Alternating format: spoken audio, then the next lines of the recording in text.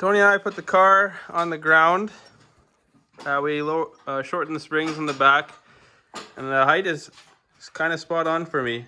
Power to weight ratio with a tune and cold air intake, 390 horse, 400 foot-pounds of torque, and that puts us in the range of Hellcat Challenger.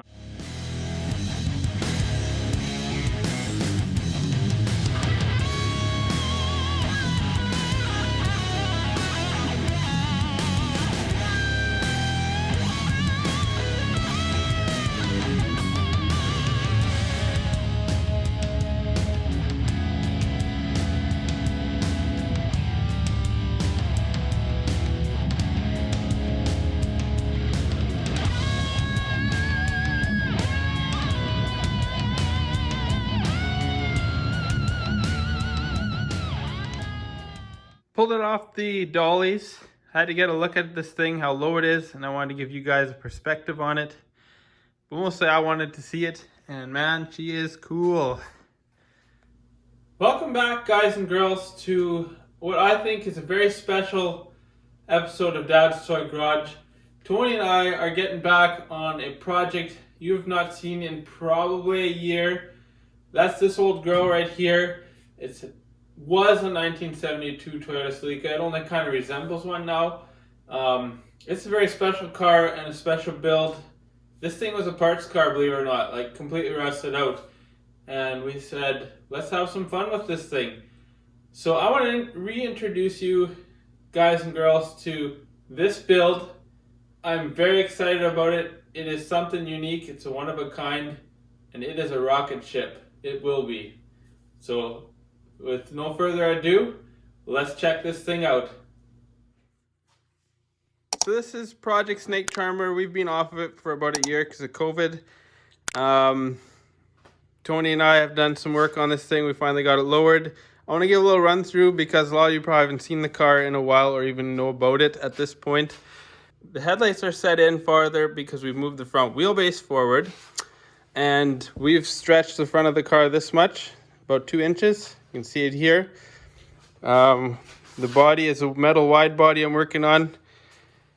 This fender is all tacked into place. We'll build wheel arches for it yet. It's up on stands now, but we lowered it today earlier, and man, the height was awesome. So I'm gonna open up the hood here. Stretch the hood hinges. This is a 2.3 Mustang EcoBoost engine with like 15,000 kilometers on it. The car was totaled big time, so we've used that and the transmission, but the goal is behind the strut towers and the NA Miata. It's a 1990 Miata front subframe in here. And so the engine sits here, ends about here. Transmission shifter is there with a little bit of forward pistol grip there. Here's a top shot. You can see front of the engine, back is here, transmission's there. We've actually got a Cobra, Shelby Cobra style forward mount shifter. And beauty of car not being painted, you can stand on it. Right here, it won't dent anyways. And oil fill right there. We've had the whole slide in here. We're gonna have to clean it up a little bit there. But there she is. I'm pretty excited. This thing should be a rocket ship. Power to weight ratio with a tune and cold air intake. Tony was saying 390 horse, 400 foot-pounds of torque, and that puts us in the range of Hellcat Challenger on paper. Whether or not it'll perform that way, we're not sure, but that would be 2017 Hellcat Challenger. That's kind of, I was looking at power to weight ratio cars. So looking down the back here, 7.5 inches is what it needs to be stretched. We'll build arches yet. We want to get our ride height set for sure. Most of the floor on this thing, actually all of it is scratch built in here. We got the tilt steering and stuff out of the Mustang and the telescopes, which will be good. Tony and I are very different builds of guys. Got the pedals out of the Mustang in here. Tunnel scratch built. This side's gonna get a floor and a side exit exhaust coming through the quarter panel. The trunk is all scratch built. I gotta get a key and we'll show you guys what that looks like. Let's go open up the trunk. That's the 500-pound, 100-horse engine that came out, 18RC. So we're running a TRD Toy Sport front and rear spoilers. The trunk, you can't see much. We got a aluminum gas tank that we've made. I've reused the EcoBoost Mustang S550, I believe, rear suspension mount points. All of the trunk is scratch built, the floor. We'll get underneath there. I love it. You can see a bit of the aluminum tank here. That's by Cal's Custom TIG.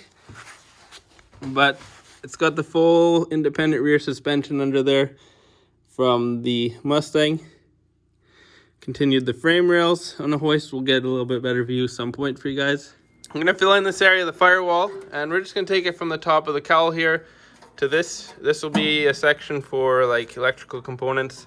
I've already made this like a year ago. Now we're back on the car. I can start doing that stuff. So this has kind of got a curve to clear our downpipe, and I want to fill it in from here down and then just round this off kind of in here, and then we'll build the doghouse after that. All right guys, I got this template I'm working on. I'm going simple on this side as opposed to the other side. There's a lot more angles and things we had to accommodate. My biggest concern is this downpipe not getting too close. So yeah, I'm gonna make a piece like that. I'm kind of prototyping there.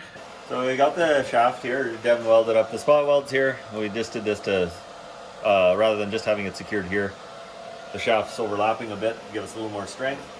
And interruption? Yeah. What are you using here? What part's that from? This is 2012 F-150 intermediate shaft. And it telescopes, right? At that point so there? This one telescopes here. Nice. So that's going to be our... Now we're safe. Yeah, and then what I was telling Devin here was I'll weld this into here, but I'm trying to get these two yokes lined up so that the driven yoke is opposite this drive yoke, and that basically keeps the drive shaft in phase, kind of like a rear drive shaft, so that you don't have otherwise we could have part of the steering, I don't know if we'd feel it inside, but where it would speed up the rack rate and slow down the rack rate every full rotation, and we don't really want that. So yeah, we'll just try to get this in here straight. And is that the U-joint we pulled out of like some Mazda or something? no, this one I think came out of the Mustang. Okay. Yeah. So we're using more parts. We are using a Mustang part, yeah. Okay. Yeah. Toyota fans are happy. Yeah. And I'm finishing up the firewalls I've showed you just before. I've got this in now. This, I don't know if you maybe noticed, Tony and I are talking about weld techniques. I'm a lot happier with my welds now. You all know I suck at welding. You look at these, we won't talk about that, but I'm learning things as someone who has taken not very much welding course. Flush mount is important, and then I've been actually rotating. How did you describe that? I did like oscillating or ovals where you kind of like go down past where your actually beat pedal is just to spread out the heat, and I think I don't know why it works, but it works fairly well. Like you don't end up have burn through on thin metal then. So you kind of go back and then loop around back to your pool. That's, yeah.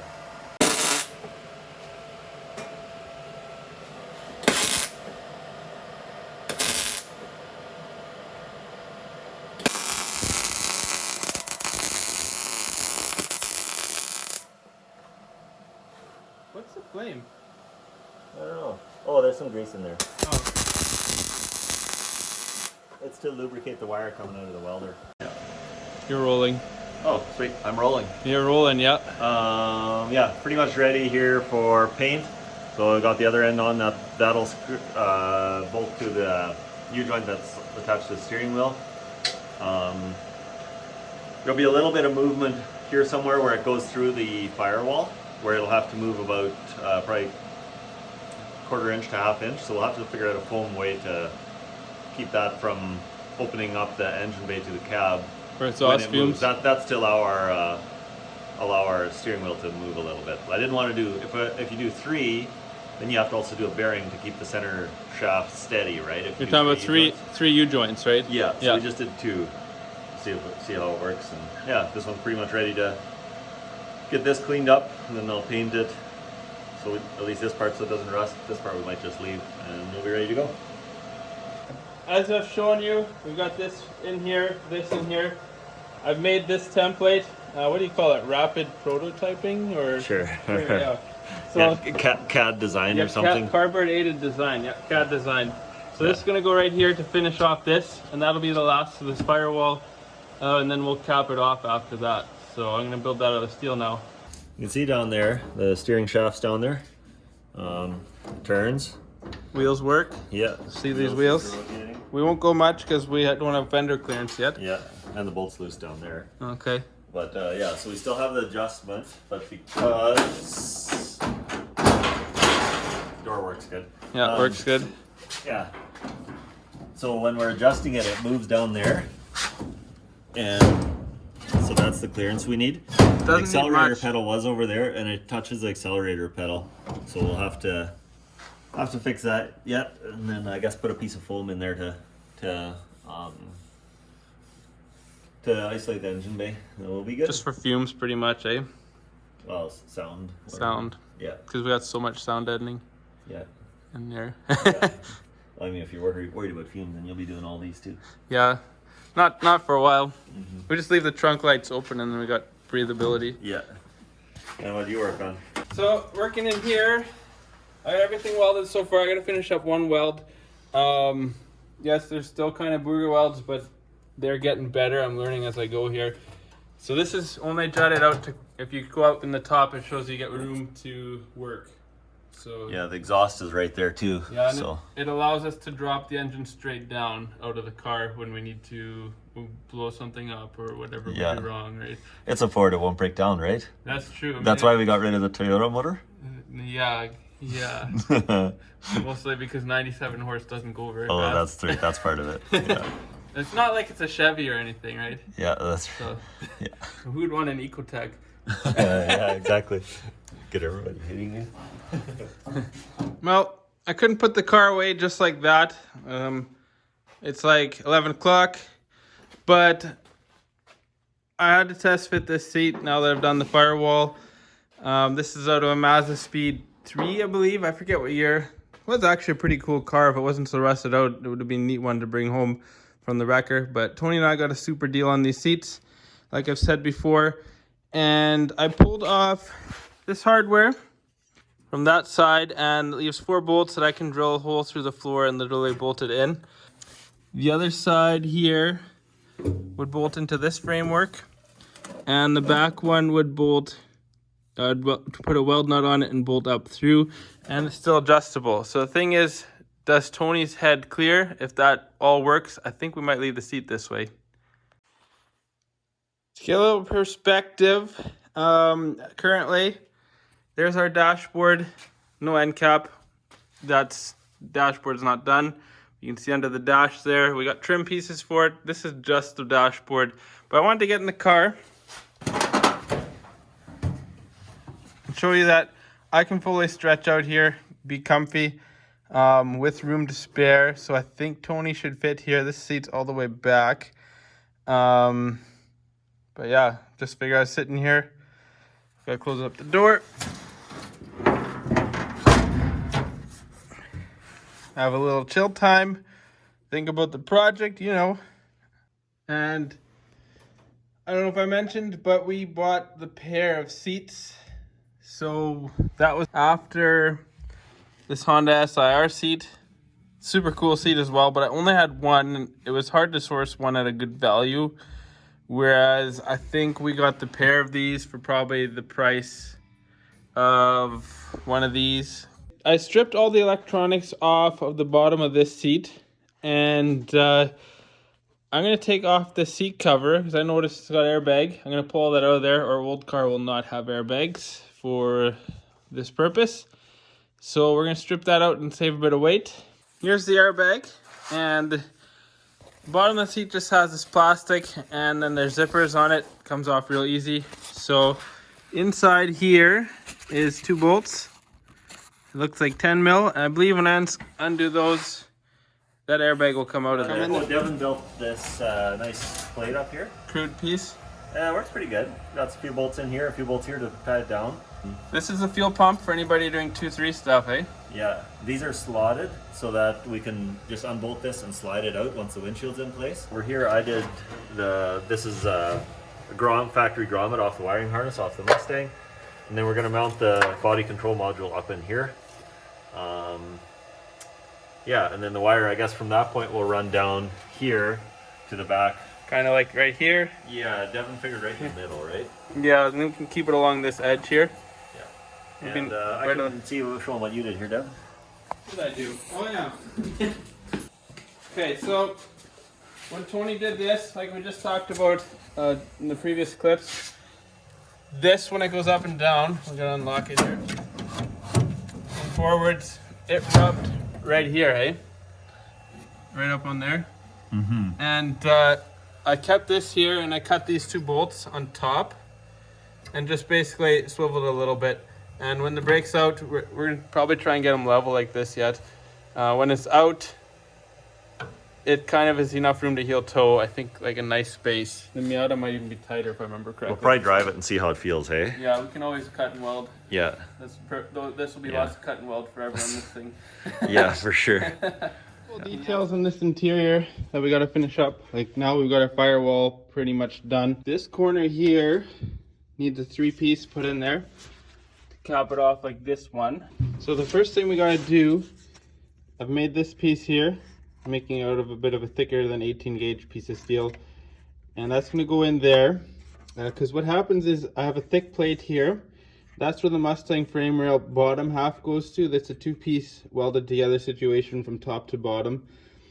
And that welds this frame rail running here on the floor, welds to that plate, and the Mustang rail welds to that. And then this is literally the only piece of Celica left inside this interior is this green part.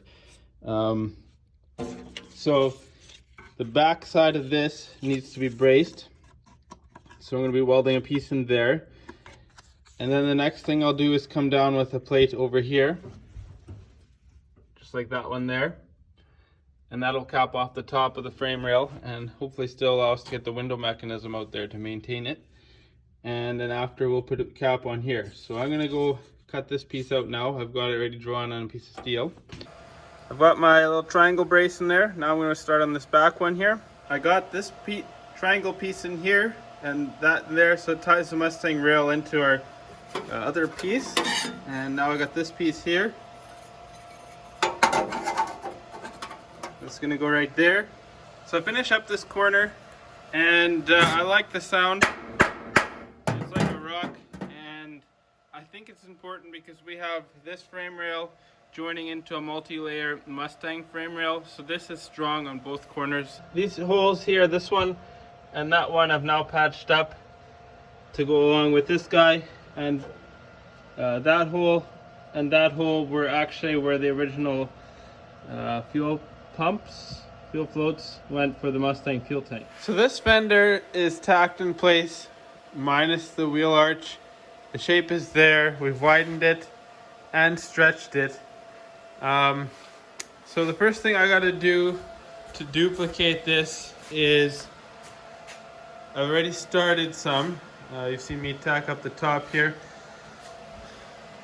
Right here along the body line, I've tacked a flat piece of steel on to the door, and that allows me to not have it move. The next thing I got to do is measure. If you look at the top here, it comes out, and I've braced it out here. I just tack welded a piece on, so I got to measure from here to there, and I've done the measurement already, so we're gonna tack weld the piece on that width. So I think I'm set up where I need to be, about 2 inches from here to the tire top or tire edge. Okay. In here I've made a mark to this point. You see on the green tape, to here to there. And we'll go the other side now. In order to get 2 inches, I'd do this on the other side too. I've just tacked a bolt here to keep them together. So there's a spacer under here from this point to this point. It lifts it up but at the same time as pulling it out. And I'm not worried about wheel gap because I'm building an arch for it later. So we'll measure that. And we're pretty much on 2 inches there. And in here, you can see I've welded the spacer in there. We're right on the money there too. And the next thing I did, because once you pull this out and this out, but this is tacked here, this wants to come out this way. So I've tacked a piece on the door here, a piece here, so that keeps the fender pushed in. So now you got your width out of it, and it's just gradual. This is tacked to this point, it's bolted down. Now we're gonna have to build the front forward. And I think what I'm gonna do is start with putting this piece in here. This will join the 2 halves. I'm making this fresh because it's got to get wider. It doesn't pay to gap it, and it's just rusted thin here. Did the same on that side. So we're gonna tack this piece in, then we're gonna weld this piece here, which I have saved off of a fender to get the profile just right and kind of match. I got all my templates from the other side too. So this is the front top, and then this one made the back. We can transfer them to the other side. And this one here. So this one is a piece I've made, just needs to be curved. See, I put a bit of a folded over edge. Now when you pull a fender out, it gets wide. The gap's good on top. I gotta obviously weld this. So, and it's rusted out, just like the other side, but I can use this fender for that purpose. It's gonna fill that gap right there once I've put the curve in it. And that's gonna happen later. I wanna get this done first up top there. I've gone now and tacked up this piece into place. So it's now got its bulge that it's gonna have on this side. I have to go and fabricate the top half. And then after that, I have a piece made that's going to go there to fill that triangle. And then this side also gets a bunch of changes made in here to give it strength and width. Here's the piece that gets my gap right. I'm going to place it on there, do a couple tack welds, and then cut the back side off and do a butt weld to mount that piece. But that gets this door gap where it needs to be. I got this piece in down here, the bottom of the fender. It actually worked really nice having this welded on this side and that just kind of holding it in place. All I did was bent it to shape, laid it over, and then I did a couple tacks here, and then I just cut this angle out and welded till about here where it was flush. And then I cut it down about this far and welded a little bit more with tacks. And then I just ripped it through and welded it down. So, got a bit of bulge in there now. The door gap where it needs to be. Got the fender top here. And the other one I used the shrinker stretcher. Now I wanted to get her done, so we did the welding technique and I'll grind her down later. But the biggest thing, still a little warm here. I wanted to match the curve of the hood. And we've got that. From here to here, it's got a gradual curve. So now I can tack this thing into place. All the metal fabrication is done on the fender. Got the top welded in. This stretched back there. And the new part is this needed to be stretched and reinforced underneath. And it's got to be trimmed up yet. The other thing that's got to get trimmed now so I can do the full wheel turn is here, and that will match the other side. I had a template, I just kind of held this backwards on there. That's how much I cut out of here. And we'll make it look pretty yet. This will just get the wheels allowed to get full turn. Well, that's it, guys and girls. This is Project Snake Charmer. We're back on this thing. Tony and I want to be racing this thing this summer, believe it or not. Metalwork's almost done. Stay tuned. Next time you see this car, I I will be working on stretching the hood, fixing massive forklift damage on the hood, doing rocker panels, and Tony's going to be getting some wiring stuff together. Hopefully we can get, he wants to get the clutch and brake lines hooked up, fuel lines, stuff like that. I would like to see this thing running in the next episode or 3. Stay tuned for that, guys. And until next time, we will talk to you later. Stay safe out there and have a good one.